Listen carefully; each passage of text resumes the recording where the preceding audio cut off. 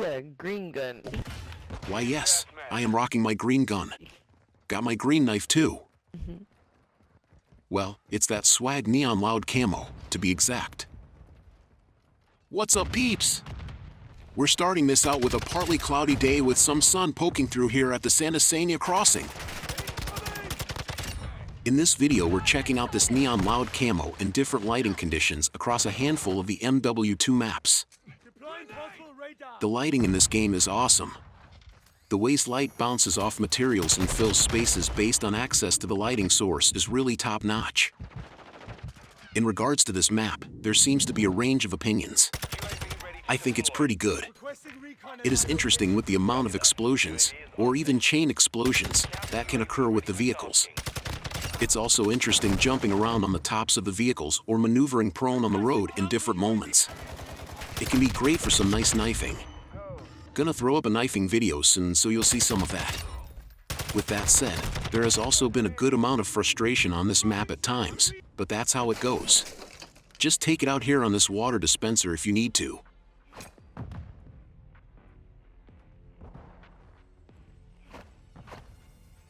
We're now landing into some indoor-outdoor combo lighting conditions at the Greenberg Hotel. On this map, light pours in through some of the open spaces or spaces on the roof, but like the previous in a lot of areas, there isn't a ton of direct sunlight here. The light is more diffused in a lot of spots, as it's somewhat overcast out, but those things make it feel like you're on the surface of the sun. Enemy incoming.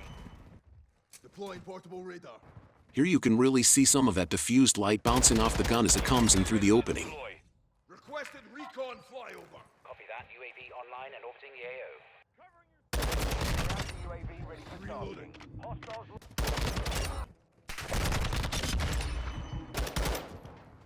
Semtex out. Oh baby, the no-look. Speaking of no-look, check out this guy.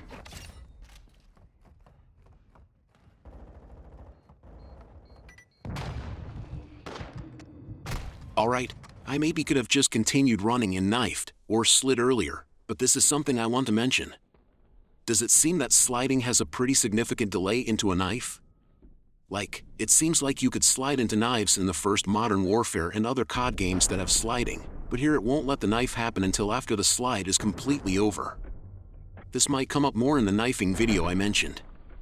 Prob won't be knifing too much outside of getting that swag red camo, so I prob won't be complaining. And the knife actually feels pretty solid in this game, but that sliding thing is just something I noticed and I'm interested what you think. Alright, now we're quickly popping into some nice lighting conditions at dusk on El Asilo.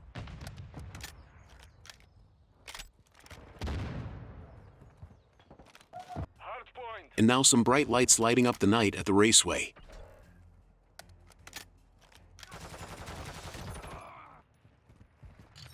Throwing in some nice reactions as well.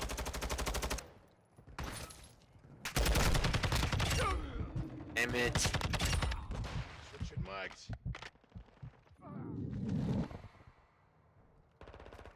Ha, just gonna chill here. What are you doing with Bro, just doing what it takes to get you, again. That sniper got me good. He was pretty solid. The enemy's taken the lead. This is an interesting segment where there isn't much direct lighting, and you can see the effect on the gun.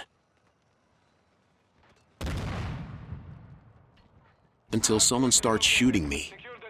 And then you can see the gun react. Pretty cool. Now we're landing into a cloudy day on Tarak.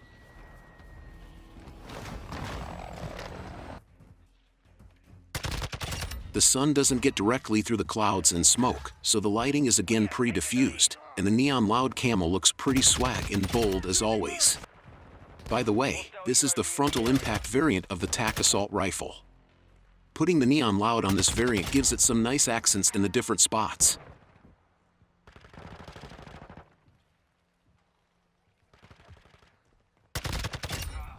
Yeah, I'm back in our game. Ha, bro, just utilizing the vantage points of the map. Switching mags. This is a cool little area, again with interesting lighting. Ghost activated. Hostile UAV in the area. It's not too lit in here, but the fires serve as lighting sources. And as expected, when you peek out the window, the brighter outside takes its effect. Man, those are some smooth high-quality shadows. Wow, here are some more. UAV on station. Here we are at the hydroelectric with some direct sunlight around sunset. As you can see, the sunlight is sometimes partially blocked and the shadows again do their thing. The neon takes on a warmer tone in this warm light from the sunset. Golden hour, some may say. You'll see some more direct sunlight over at the embassy and Las Almas shortly. Friendly cruise missile. Here the light is a warmer color and not as bright as some parts of those other places, kind of similar to El Asilo.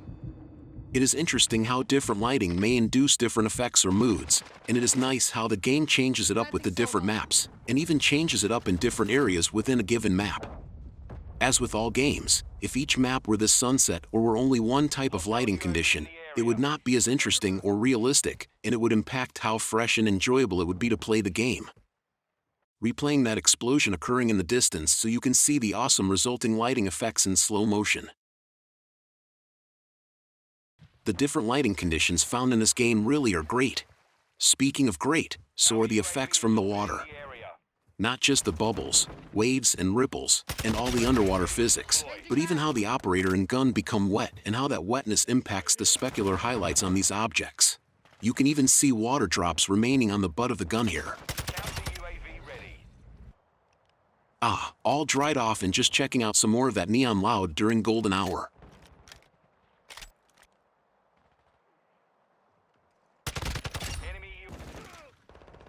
Here we're now at the embassy in the region of this map that is lit with a lot of bright sunlight from a sun that appears to be a little higher in the sky than at the hydroelectric, at least based on the brightness of the light. The light is still pretty warm and it comes shining in from these windows with all the nice shadows, highlights, and overall effects on the gun and operator that we continue to see in this game. Here is one thing, not sure if you have seen it or caught it here, so we'll replay it, as this is a minor issue that I have seen with lighting. There is sometimes a flicker on moving operators. Not sure, but it may be happening when someone moves through a spot that has significant lighting changes, like right here where the sunlight comes in through the windows, and it might be that what could be dynamic shadows on the operator are flickering.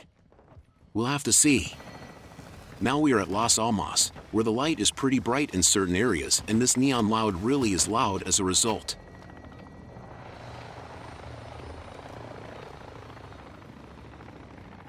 I'd stop and do a gun showcase, but I gotta beat someone to the middle, and then die from some thermite.